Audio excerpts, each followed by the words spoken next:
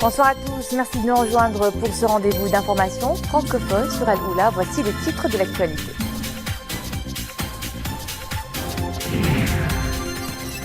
Une première nationale doublée d'un succès éclatant. Les journées portes ouvertes de la Direction générale de la Sûreté nationale ont consacré proximité et engagement envers les citoyens. 80 000 visiteurs ont été de la partie durant les 3 jours de l'événement. Grand moment de retrouvailles et de communion dans la cité des Alizés autour de l'héritage du rabbin Haïm Pinto. 4 jours de fête, l'Aïloula célébrée par plusieurs centaines de Marocains de confession juive. Une page d'art dans ce journal, des plasticiens du Maroc et d'ailleurs en résidence artistique à Bosniaqa. Face à la mer, ils mettent en partage leurs œuvres et leurs inspirations. Les journées portes ouvertes de la Direction générale de la Sûreté nationale, une première et déjà un succès éclatant sous le signe de l'engagement et de la loyauté. Une première édition à Casablanca qui vient couronner tout un riche parcours en matière d'ouverture de la Sûreté nationale sur la société et consacrer les avancées indéniables en matière de transparence et de citoyenneté accomplies depuis plus de 60 ans d'existence au service du citoyen. Sohadan Hachette. La police nationale a su se dévoiler 3 jours durant au grand public lors de ces journées portes ouvertes. L'événement vient consacrer la stratégie de proximité, d'ouverture et d'interaction que prône la Direction générale de la Sûreté nationale via une approche participative. Une première édition où le succès était au rendez-vous. Nous pensons que les objectifs ont largement été atteints et avec beaucoup de succès. Ceci se traduit essentiellement par le nombre de visiteurs qui a dépassé les 13 000 le premier jour, les 22 000 pour le second jour et les 45 000 à l'heure où nous parlons. Par ailleurs, l'analyse de toutes ces données, de ces chiffres, montre que plus de 50% sont des jeunes. Il y a à peu près 40% de femmes qui sont soit seules ou en famille. Et ceci montre ou démontre plutôt l'intérêt que porte le citoyen à la chose sécuritaire. Le public ravi a pu apprécier la police, toute unité confondue, en action. Démonstration spectaculaire sur les gros cylindrés, commandant antiterrorisme, brigade cynophile ou parade de la cavalerie, des métiers qui constituent l'essence même de la Sûreté nationale. Nous avons pu recueillir certaines remarques et suggestions auprès des visiteurs, telles que la courte durée des journées, telles que la nécessité de recommencer l'édition et dans une autre ville du royaume. Inch'Allah, pour la prochaine édition, nous allons essayer de remédier à toutes ces remarques et satisfaire toutes ces suggestions. Je suis franco-marocaine et très fière d'être là, surtout pour cette première édition. Je trouve ça vraiment très bien de faire montrer au public tout ce qui est sûreté nationale, tant cinéphile, les chevaux, pour inculquer les jeunes. C'est vraiment très bien. Vraiment félicitations pour toutes les organisations, bravo. C'est une excellente initiative que la police nationale s'ouvre et se rapproche des citoyens. Les journées portes ouvertes ont comporté, dans le cadre de l'ouverture sur toutes les tranches d'âge, des ateliers de sensibilisation destinés aux élèves des établissements scolaires et des animations ludiques au profit des enfants. Et justement, vous étiez pas moins de 80 000 à avoir fait le déplacement pour cette manifestation. Et dès le premier jour de l'événement, une affluence massive a été constatée de toutes les catégories sociales et toutes les tranches d'âge. Selon les organisateurs, 50% des visiteurs étaient des élèves. Ces chiffres dépassent les attentes compte tenu du fait que c'est la première fois qu'un tel événement est organisé par la DGCN. Une bonne campagne agricole 2016-2017 qui profite à la production céréalière. Elle a en effet atteint 96 millions de quintaux entre blé dur, tendre et orge. Avec 49 millions de quintaux de blé tendre, cette campagne affiche une production qui dépasse celle enregistrée lors de la campagne précédente. Par région, c'est Rabat Salé Kenitra qui vient en tête avec plus de 12 millions de quintaux de blé tendre produits, suivi de la région du Lanka Stat. Le groupe immobilier Al Omran célèbre ses 10 ans à Casablanca.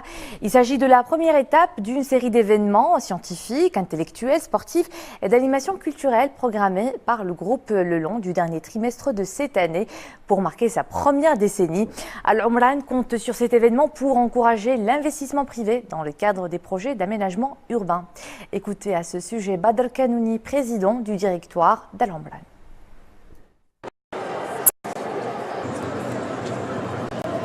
Cet événement est un événement important qui rentre dans le cadre des festivités que nous allons organiser pour fêter le 10e anniversaire de la création du groupe L'Omran. L'objectif de ce salon est d'abord de faire connaître le rôle de L'Omran en tant que bras armé de l'État qui exécute les politiques publiques dans le secteur de l'habitat et du développement urbain en partant bien entendu des orientations royales. Donc ça concerne la lutte contre l'habitat insalubre sous toutes ses formes, le renforcement de l'offre de logement.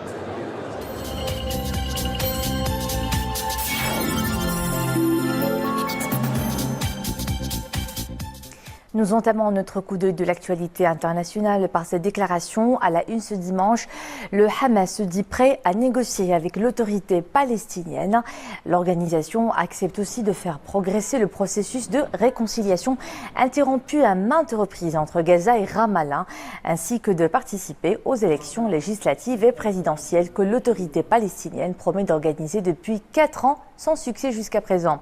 L'annonce de la décision du Hamas a fait l'effet d'un coup de tonnerre à Ramallah, où l'entourage de Mahmoud Abbas a accueilli la décision avec satisfaction. Au moins 2 morts et 8 autres blessés dans un attentat suicide à la voiture piégée dans la ville de Kirkouk en Irak. L'attaque a eu lieu lorsqu'un kamikaze a fait sauter sa voiture chargée d'explosifs après avoir heurté un véhicule voisin dans cette localité à quelques 250 km nord de Bagdad. La situation y est d'ailleurs très tendue au cours des dernières semaines. Kirkouk devrait assister à un référendum controversé sur l'indépendance du Kurdistan.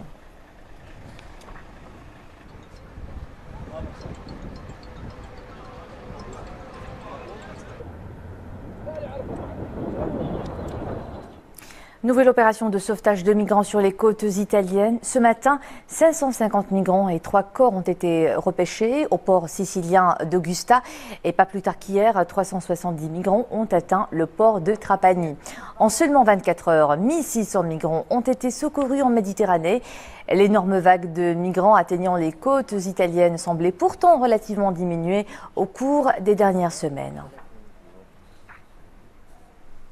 Le Japon face à un puissant typhon avec des vents allant jusqu'à 162 km/h, de grosses vagues, des inondations et de possibles glissements de terrain menacent. Le typhon a d'abord touché le sud de l'archipel, accompagné de pluies torrentielles et de vents violents qui ont obligé les autorités à annuler des centaines de vols et stopper le trafic ferroviaire. Le typhon devrait ensuite se diriger vers le nord, arrosant de ses pluies une grande partie du pays, dont Tokyo.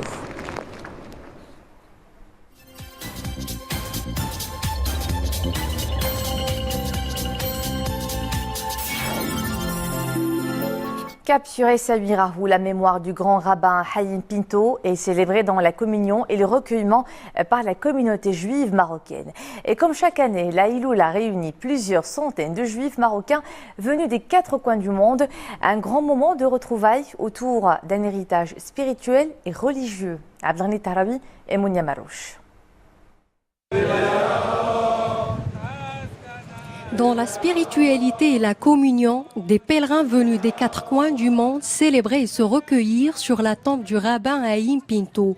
C'est la Iloula, une occasion pour la diaspora juive marocaine de renouer avec leurs racines et de retrouver la mère patrie. Merci pour un accueil chaleureux.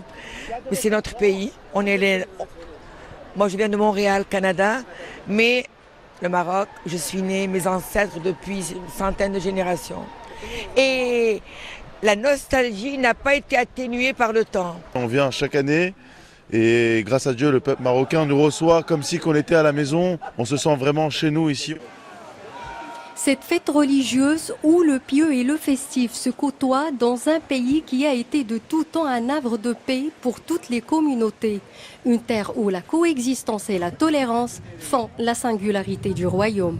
Et c'est une joie pour moi d'intervenir en ce moment de pèlerinage du tzaddik Rabbi Haïm Pinto. Enfin, du monde entier, des 4 coins du monde sont venus pèleriner ici à Essaouira. Le Maroc, il est unique.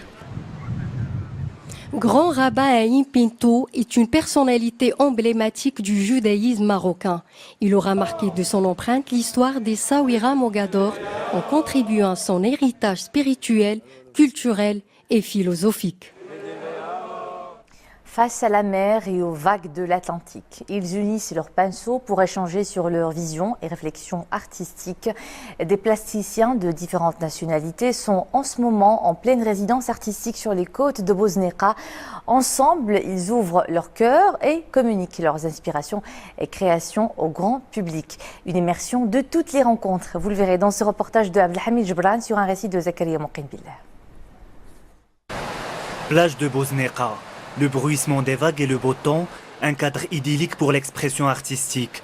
Ici, des peintres d'horizons divers se retrouvent pour donner libre cours à leur créativité. Ils travaillent sur des toiles individuelles et collectives. Une opportunité de rencontre, de collaboration et d'échange. Le but de cette résidence, c'est en fait de faire partager un certain nombre d'artistes leurs techniques, leur savoir.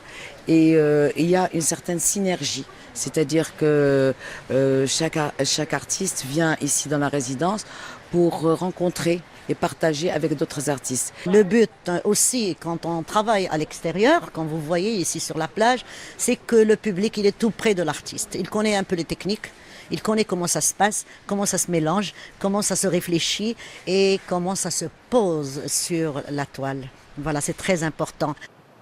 Les différences de langue et de culture, loin d'être un obstacle, sont au contraire un facteur d'enrichissement et de création collective.